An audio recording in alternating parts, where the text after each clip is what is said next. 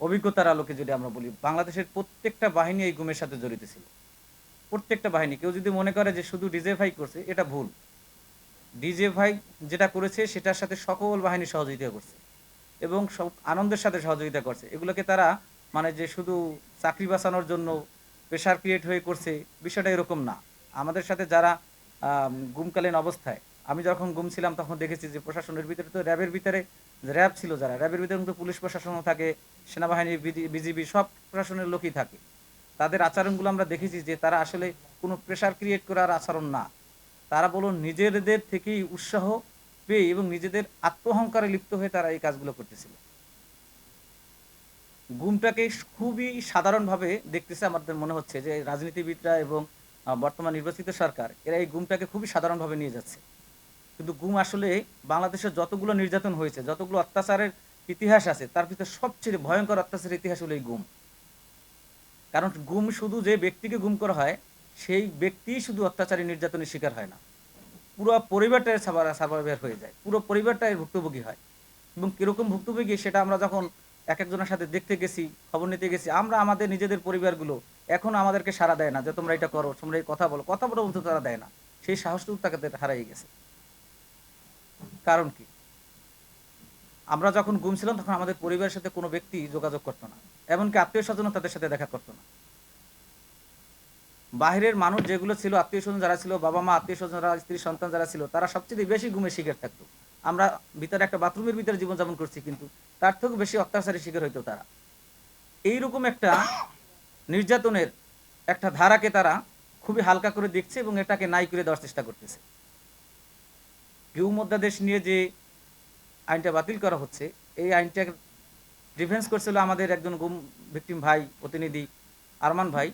তখন তার কথার জবাবে মাননীয় আইনমন্ত্রী মহোদয় তিনি বললেন, দুইটা সে একটা ভুল তথ্যের উপরে সে আলোচনা করলেন। একটা তথ্য দিলেন যে গুম 700 প্লাসের কথা বললেন, উনি 700 গুম ভিকটিমদের কথা উচ্চারণ করছেন। আমার তার কাছে প্রশ্ন, যদি এই গুম 700 লোকের যে আপনি উচ্চারণ করছেন, এই পরিসংখ্যানটা দিয়েছেন, গুম কমিশনের 2500 অভিযোগ জমা হয়েছিল, তাহলে এই 2500 অভিযোগকে কি বাকি 700-র বাইরে সবকে আপনি নাই করে দিয়েছেন? এরা কেউ গুম হয় নাই বলে মানে আপনারা বলতে চাচ্ছেন? আমাদের ধারণা মতে গুম হয়েছে প্রায় 10,000-এর কাছাকাছি। কারণ এই গুম যারা হয়েছে তারা কেউই সামনে আসতে চায় না, তারা কেউ কথা বলতে চায় না, তারা মামলা তো দূরের কথা, তাদেরকে যখন আমরা বলছি যে অভিযোগটা জমা দেন, আমাদের নিরাপত্তা দেন আগে। আমরা যে আজকে কথা বলে কালকে যে গুম হব না নিশ্চয়তা কি? কারণ এই 24-এর পরেও আমরা এরকম অনেক খবর পেয়েছি যে গুম ভিকটিম যারা, তাদের বাড়িতে বাড়িতে নজরদারি করা হয়েছে, তাদেরকে জিজ্ঞাসাবাদ করা হয়েছে, তাদেরকে হয়রানি করা হয়েছে। এইরকম যখন 24-এর পরবর্তী হয়, তখন সেই গুম ভিকটিমদেরকে কিভাবে আপনি উৎসাহ দিয়ে হাত পা বেঁধেও তো আপনি তাকে মামলা দেওয়াতে পারবেন না এবং অভিযোগ দিতে পারবেন, জমা দেওয়াতে পারবেন না। তার কথা বলানোই যাবে না তাকে। কারণ সে এরকম দৃশ্যমান কোনো পদক্ষেপ সরকারকে এবং কোনো জুলাই পরবর্তী কোনো দায়িত্বশীলদেরকে দেখেনি। এই হলো আমাদের দেশের অবস্থা। আমাদের মানে ভবিষ্যৎটা যে কি, এটা আমরা এখন নিজেরাই বুঝতে পারছি না। আমাদের দাবিগুলা খুব সাবলীল ছিল যে গুম ভিকটিমদের সাথে, গুমের সাথে জড়িত যে প্রশাসনগুলো, সেই প্রশাসনের দ্রুততম বিচারের আওতায় আনা, কিন্তু আমরা দৃশ্যমান কোনো পদক্ষেপ দেখিনি। মামলাগুলো প্রত্যাহার করার জোর দাবি ছিল, এখন পর্যন্ত গুম ভিকটিমদের কোনো মামলা প্রত্যাহার হয়নি। তারপরে আমাদের একটা সাবলীল যে পুনর্বাসন, আপনারা জানেন না গুম ভিকটিমদের পরিবার পরিজনের অবস্থা কি। এখন পর্যন্ত তারা মানে দিন আনে দিন খাওয়ার মতো অবস্থাও তাদের নেই। যে ব্যক্তিটা যাকে গুম করা হয়েছে তাকে শারীরিকভাবে নির্যাতন করে পঙ্গু বানাই পরিবারের ভিতরে, সেই দেখা গেছে আয়ু উপার্জনের একমাত্র ব্যক্তি। এখন এই ব্যক্তিটা ইনকামও করতে পারতেছে না, কাজ করে খেতে পারতেছে না, ঠিক চাকরি পায় না। এতদিন তো সে কোথাও চাকরিও পায় না, এখন যদি চাকরিও পায় সে চাকরি দেবে কেন তাকে? সে তো অক্ষম, শারীরিকভাবে অক্ষম। এরকম হাজার হাজার গুম ভিকটিম রয়েছে যারা নানানভাবে প্রতিবন্ধকতার শিকার হয়েছে, তাদের পরিবারগুলো ধ্বংসের পথে, কিন্তু তাদের ন্যূনতম পুনর্বাসনের ব্যবস্থা করা হয়। তাদেরকে একটা গুম ভিকটিমের পরিবারের কাছে একটা গুম ভিকটিমকে আবার কেবল নাম দ্বারা 2-4 জন ছাড়া রাজনৈতিক কোনো ব্যক্তি বা রাজনৈতিক কোনো দল বা কোনো সরকারি কোনো দল তাদেরকে সান্ত্বনাটুকু দিতে যাওয়া হয়, একটা সান্ত্বনা দিতে গেছে, এরকম কোনো প্রমাণও নাই। কিন্তু গুম শব্দটা তারা যথেষ্ট ব্যবহার করছে। গুম শব্দটা ব্যবহার করে তারা নিজেদের আখের গুছাইছে, রাজনৈতিক ফায়দা লুটছে, তাদের জনপ্রিয়তা অর্জন করছে, তারা সিম্পিতি ব্যবহার করছে, এগুলো করে করে যাদের মানুষের জনসমর্থন তৈরি করছে। কিন্তু গুম ভিকটিমদেরকে নিয়ে উল্লেখযোগ্য কার্যকরী কোনো পদক্ষেপ তারা নেয়নি, এখন পর্যন্ত কোনো নেয় নেই। তাহলে কি বোঝা যাচ্ছে? তাহলে পরবর্তীতে যে ক্ষমতা আসবে সেই তাহলে এই গুম করতে চাচ্ছে। এর অসংখ্য নজির, অসংখ্য প্রমাণ আমরা দেখতে পাচ্ছি যে এই গুম জিনিসটাকে তারা আসলে নিজেদের একটা অস্ত্র হিসেবে রাখতে চাচ্ছে। যদিও মুখ থেকে বলতেছে তারা যে গুম আমরা করব না, আমরা এই গুমের সাথে জড়িত ব্যক্তিরা, আইনমন্ত্রী মহোদয় বলছেন যে কোনো আইনের ফাঁকফোকর দিয়ে তারা বের হয়ে যেতে পারবে না। তা আইনের ফাঁকফোকর দিয়ে বের হতে যাবেন, আপনি আইনই তো রাখতে চাচ্ছেন না। যে আইনটাই আপনারা রাখতে চাচ্ছেন না, আবার আইনের ফাঁকফোকর লাগবে কি তাহলে? এখানে সে একটা যুক্তি দিয়েছে, যে যুক্তিটা হলো যে আইনটা দেশে যে আইনটা আছে সেই আইনে নাকি 10 বছরের বেশি সাজা দেওয়া যাবে। আমরা তর্কের খাতিরে সেটা মেনেই নিলাম। কিন্তু আপনি এমন একটা আইন করেন যে আইনের মাধ্যমে সর্বোচ্চ শাস্তি নিশ্চিত করা হয়। বাংলাদেশে এই গুমের সাথে জড়িত সকল প্রশাসন এখন বহাল কিভাবে থাকে?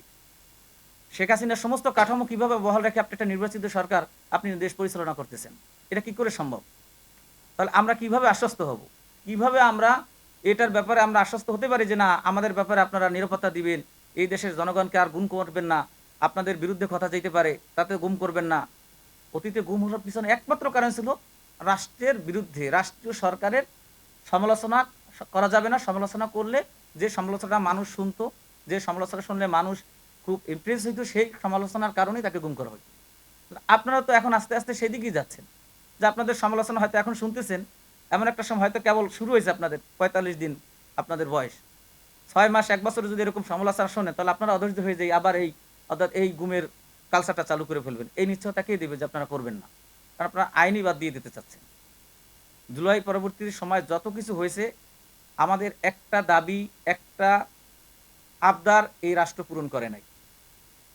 একেবারে সহজ সরল আমাদের দাবিগুলো ছিল। আমরা অনেক কিছু চাইনি। পুনর্বাসন চেয়েছিলাম, মামলা প্রত্যাহার চেয়েছিলাম, বিচার মানে জড়িতদের বিচার চেয়েছিলাম, একটা কাজও হয়নি।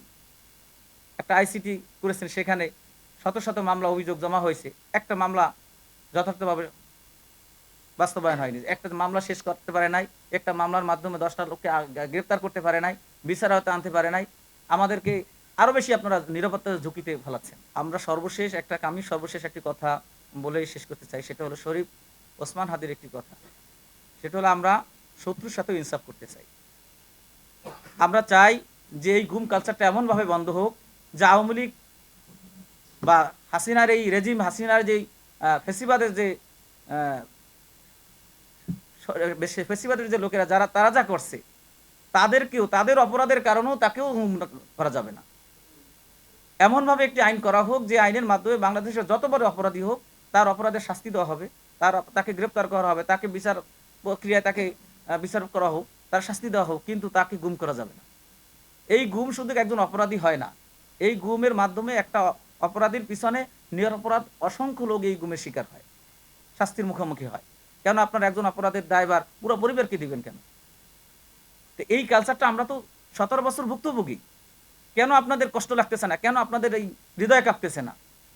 আর কত আর্তনাদ, কত কান্না, কত কিছু শুনলে আপনারা এই হৃদয় কাঁপবে? আপনাদের এইরকম একটা সিদ্ধান্ত আপনারা নিতে ভয় পাবেন না। যেখানে আপনাদের নিজ দলের, এই বিএনপি সরকারের নিজ দলের শত শত লোক গুম হয়েছে, শত শত লোক গুম হয়েছে, কর্মীরা বেশি গুম হয়েছে, নেতৃত্ব পর্যায়ের লোকের চেয়ে বেশি কর্মীরা গুম হয়েছে, সাধারণ কর্মীরা গুম হয়েছে বেশি। আমার সাথে এইখানে একজন লোক আসার কথা, ঢাকা উত্তরা ছাত্রলীগের ভারপ্রাপ্ত একজন সম্পাদক ছিলেন, ছাত্র দলের একজন সম্পাদক ছিলেন, সে গুম হয়েছিল। এই যে রুহুল কবির রিজভী সাহেব, তিনি নিজেই বিবৃতি দিয়েছিলেন তাকে নিয়ে।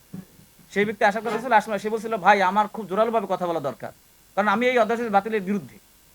কি করে সম্ভব? আমি একজন গুম ভিকটিম, আমি সহ্য করতে পারতেছি না এটা। এরকম শত শত বিএনপির ছাত্র দলের বিভিন্ন নেতাকর্মীদের আর্তনাদ রয়েছে এই আইন নিয়ে। তারা তাদের দলের কারণে, দলের হয়তো বিভিন্ন কাঠামোর কারণে তারা প্রকাশ্যে এসে কথা বলে না, কিন্তু এটা 1 দিন 2 দিন 3 দিন একটা অবশ্যই তারাও সামনে এসে কথা বলবে, কারণ তারা তো ভুক্তভোগী। আমরা বলবো অতি সত্বর আপনারা সঠিক সিদ্ধান্ত নেন, সঠিকভাবে দেশ চালান এবং জনগণের যে চাহিদাটা এটা বোঝার চেষ্টা করেন। আপনারা নির্বাচিত সরকার, আমরা চাচ্ছি যে আপনারা নতুন করে জালিম না হয়ে যান। এদেশের জনগণ যখন একত্রিত হয়, সকল জালিমই অতীতে বিদায় হয়েছে। জালিম হয়ে গেলে বিদায় হইতেই হবে, কিন্তু দেশকে শুধু শুধু অস্থির করে কি লাভ আপনাদের? এখানে যারা গুম হয়েছে, অতীতে যত লোক গুম হয়েছে তাদের অধিকাংশ লোক কেউ ক্ষমতায় আসতে চায় নাই, শুধু জুলুমের বিরুদ্ধে কথা বলেছে, এর জন্য গুম হয়েছে। কারো এরকম আকাঙ্ক্ষা, অধিকাংশ লোকের এই আকাঙ্ক্ষা ছিল না যে আমরা একজন বড় রাজনীতিবিদ হব, রাষ্ট্রের কোনো দায়িত্বশীল হবে, এজন্য না, নিজের জায়গা থেকে নিজের অবস্থান থেকে অপরাধ ফিল করছে, এর জন্য তারা হয়তো স্ট্যাটাস দিয়েছে, কথা বলছে, বিভিন্ন মাধ্যমে বিভিন্ন প্রক্রিয়া তারা বিরোধিতা করছে। সমালোচনা করেছে, কিন্তু আপনারা তাদেরকে কোনোভাবে মূল্যায়নই করতে চাচ্ছেন। গুম কমিশনের কোনো কিছু এখন আপনারা মূল্যায়ন করেন না। এর জন্য আমরা বলি অতি সত্বর আপনারা এই আইনটাকে ভালো করে বিবেচনা করে শক্ত আইন তৈরি করুন, যেটি এদেশের সাধারণ মানুষ যারা মাজলুম আশ্বস্ত হয় যে আপনারা মাজলুমদের পক্ষে, মাজলুমদের চাহিদা পূরণ করেন। ধন্যবাদ। আসসালামু আলাইকুম।